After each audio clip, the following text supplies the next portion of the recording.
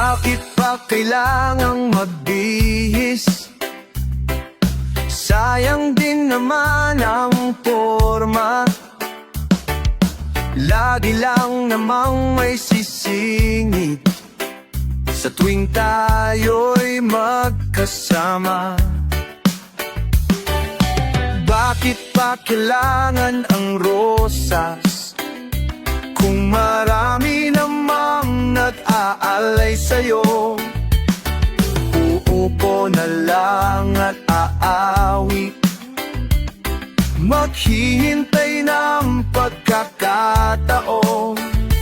Hahayaan na lang silang magkandara pa na manligaw sa'yo.